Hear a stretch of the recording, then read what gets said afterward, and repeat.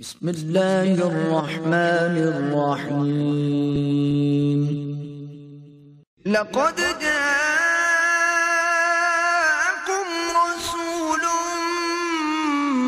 من أنفسكم عزيز عليه ما عنتم حريص عليكم بالمؤمنين رؤوف رحيم.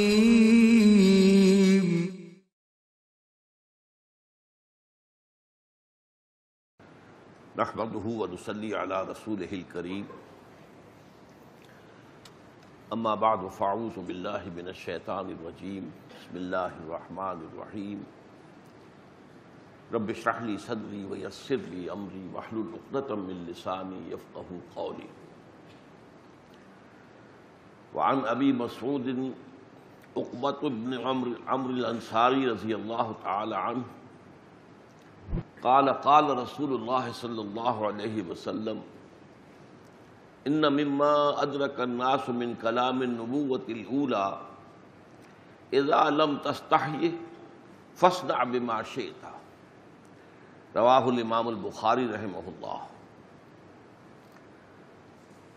یہ حدیث نمبر 20 ہے. حضرت ابو مسعود عقبہ ابن عمرو الانصاری البدری، یہ جو ابو مسعود ہے عقبہ ابن عمرو الانصاری البدری، بدری صحابہ میں سے ہے، انصار میں سے، ان سے یہ روایت مروی ہے اور اسے امام بخاری نے اپنی صحیح میں شامل کیا ہے. حضور نے فرمایا قال رسول اللہ صلی اللہ علیہ وسلم ان مما ادرک الناس من کلام النبوۃ الاولی، انبیاء اولین کے کلام میں سے جو چیز لوگوں کو مل گئی ہے، جو لوگوں نے پالی ہے یا جو ان کے پاس محفوظ ہے، ظاہر بات ہے یہ سلسلۃ الذہب ہے انبیاء کرام کا، اور ہم اللہ کے تمام نبیوں اور رسولوں پر ایمان رکھتے ہیں. البتہ ان کی تعلیمات میں ان کو کچھ تحریف بھی ہوئی، کچھ وہ نسیان کا جو ہے وہ شکار ہو گئی، لوگوں نے بھلا دیا. بہرحال اس کے کچھ نہ کچھ اثرات، کچھ نہ کچھ اس کے جو ہیں وہ موجود تھے، وہ حکمت کے موتیوں کی طرح سے لوگوں کے اندر مشہور تھے. انہی میں سے ایک یہ موتی ہے جو حضور نے فرمایا کہ جو نبوت اولیٰ کے کلام میں سے جو بات لوگوں کو ملی ہے، لوگوں نے پائی ہے، ان میں سے یہ بھی ہے کہ جب تم حیا کا پردہ اٹھا دو تو پھر جو چاہو کرو. یہ حدیث در حقیقت ایک بہت بڑی نفسیاتی حقیقت کی طرف اشارہ کر رہی ہے. حیا کیا ہے، جس کے بارے میں ایک اور حدیث جو بہت مشہور ہے والحیاء شعبۃ من الایمان. حیا جو ہے وہ ایمان کا ایک شاخ ہے، ایمان کا شعبہ ہے، ایمان کا حصہ ہے. میں اس کی مزید وضاحت کر رہا ہوں کہ یہ زندگی کا جزو لازم ہے، اس لیے کہ حیا اور حیات مادہ ایک ہی ہے. حیات ہا یا اور حیا ہا یا ایک ہی مادہ ہے، حیا کا اور حیات کا. چنانچہ سورہ قصص میں جو نقشہ کھینچا گیا ہے حضرت موسیٰ علیہ السلام کا، جب وہ مصر سے چل کر اور مدین تک پہنچ گئے، پورا صحرا سینا کراس کیا ہے، کوئی سواری کیا کوئی شے تھی نہیں، اور سانپوں بھرا جو ہے یہ صحرا تھا. اسی لیے ان کے بھائی وہ کہلاتا تھا جو اس وقت فرعون تھا. وہ بھائی اس لیے تھا کہ جو پرانا فرعون تھا جو ابھی زندہ تھا لیکن اس نے ایبڈیکیٹ کر دیا تھا، اپنا تخت جو ہے اپنے بیٹے کے حوالے کر دیا تھا، وہ زندہ تھا. اس کے زمانے میں حضرت موسیٰ علیہ السلام کو گود لے لیا گیا کہ اس لیے کہ وہ بے اولاد تھا. اور جب وہ نیل میں سے حضرت موسیٰ کا وہ صندوقچہ برآمد ہوا ہے جس میں کہ ان کی والدہ نے اللہ کے حکم کے تحت انہیں ڈال کر اور نیل کے اندر بہا دیا تھا، تو پھر وہ قتل کرنے لگا تھا. پہچان دیا تھا کہ یہ اسرائیلی ہے، طے تھا وہاں پر کہ ہر اسرائیلی بچے کو مار دینا. وہ بیوی آڑے آ گئی، اور دوسرے یہ کہ اللہ تعالیٰ نے ایسی موہنی صورت دی تھی حضرت موسیٰ کو کہ جو دیکھتا تھا وَأَلْقَيْتُ عَلَيْكَ مَحَبَّةً مِّنِّي، بڑے پیارے الفاظ ہیں، یہ سورہ طہ میں آئے ہیں، اے موسیٰ ہم نے تمہارے اوپر اپنی محبت کا ایک پرتو ڈال دیا تھا کہ اس کو دیکھ کر، وہ موہنی صورت دیکھ کر، اور وہ اہلیہ نے کہا، وہ اہلیہ وہ تھی حضرت آسیہ، وہ بھی بنی اسرائیل میں سے تھی، اور وہ ہیں جن کا سورہ تحریم میں ذکر ہے، جنہوں مثال دی گئی ہے کہ اللہ تعالیٰ نے مثال دی ہے اہل ایمان عورتوں کے لیے، آسیہ کی، امرأۃ فرعون۔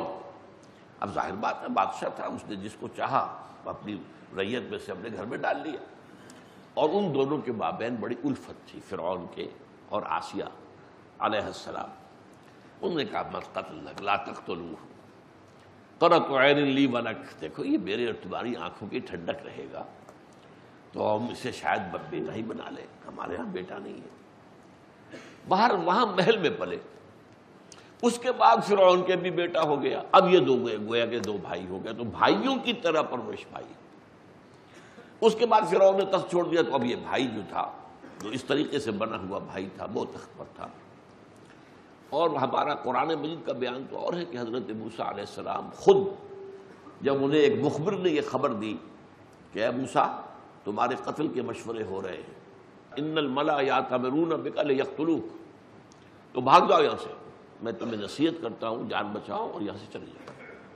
تو حضرت موسیٰ چھوڑ کر مصر کو اور صحرائے سینا کی طرف گئے، اور پھر پورا سینا کراس کیا۔ لیکن 10 کمانڈمنٹس کے نام سے جو پکچر بنائی گئی ہے یورپ میں، وہ تورات کے بیان پر ہے۔ ظاہر بات ہے کہ وہ تو تورات کو مانتے ہیں نا، تورات کے اور قرآن کے بیان میں تھوڑا تھوڑا فرق ہے۔ تو اس میں یہ ہے کہ اسی چھوٹے بھائی نے، فرعون نے اپنے چیریٹ میں، وہ جو ان کا ہوتا تھا سواری، ان کو سوار کرایا ہے اور لا کر صحرا کے کنارے چھوڑ دیا ہے، اور بڑی نفرت کے ساتھ کہا ہے جاؤ اب سانپوں پر نبوت کرو۔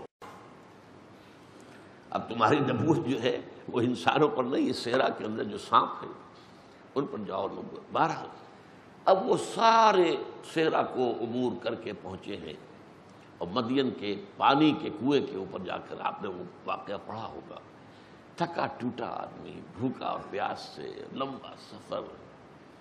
اب وہ وہاں انہوں نے دیکھا کہ 2 لڑکیاں کھڑی ہوئی ہیں، اپنے ریوڑ کو روک رہی ہیں، وہ بھیڑیں بکریاں دوڑتی ہیں پانی کی طرف، اب وہ انہیں روکتی ہیں۔ یہ گئے کیا معاملہ ہے، آپ کیوں نہیں پانی پلاتی؟ انہوں نے کہا کہ ہمارے والد بوڑھے ہیں اور یہ جو چرواہے ہیں یہ سخت دل ہیں، یہ ہمیں روکتے ہیں، تو جب تک یہ اپنی بھیڑوں کو، اپنے ریوڑوں کو پانی پلا کر نہ چلے جائیں ہم نہیں پلا سکتے۔ حضرت موسیٰ جلالی مزاج کے آدمی تھے، گئے اور ان کو ایک ادھر مارا ایک ادھر مارا، ہٹایا اور پھر پانی کھینچ کر کنویں سے ان کو پلایا۔ اب وہ چلی گئی ریوڑ لے کر، اپنے والد کو بتایا۔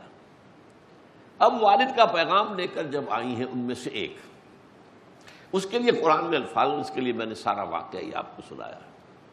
حضرت موسیٰ کی حالت اس وقت کیا تھی؟ ان کو پانی پلا کر پھر جا کر ایک درخت کے نیچے بیٹھ گئے، جو دعا انہوں نے اس وقت مانگی ہے، رب انی لما انزلت الی من خیر فقیر، اے اللہ میں تو تیری ہر اس خیر اور خیرات کا مستحق ہوں جو تو میری جھولی میں ڈال دے۔ یہ فقر کی انتہا ہوتی ہے۔ ایک فقیر ہوتا ہے وہ کہتا مجھے روپیہ ہی لینا ہے، میں نے 5 روپے لینے ہیں، نخرا کرتا ہے، اور ایک جو ڈال دے، ڈھیلا ڈال دے میری جھولی میں، تو میں اس کا بھی محتاج ہوں، میرے پاس تو کچھ ہے ہی نہیں، میرا کوئی جاننے والا نہیں، پہچاننے والا نہیں، اس ایک اجنبی جگہ پر میں آ گیا ہوں، میرے پاس کوئی ذریعہ نہیں۔ رب انی لما انزلت الی من خیر فقیر، ہر شے کا فقیر۔ اس وقت وہ لڑکی ایک آئی ہے، فجاءہو احداہما علی استحیاء فقال ان ابی یدعوک، آئی ان دونوں میں سے ایک لڑکی حیا کے ساتھ چلتی ہوئی۔ اب یہ چلنے میں بھی عورت کی حیا ہے۔ حیا جو ہے وہ عورت کے، وہ اللہ تعالیٰ نے جو بھی عناصر اس کی فطرت میں رکھے ہیں ان میں مرد کے مقابلے میں حیا کا پہلو بہت جو ہے قوی ہے، جس کو کہ آج جو ہے مغرب ختم کرنے پر تلا ہوا حیا کا پردہ۔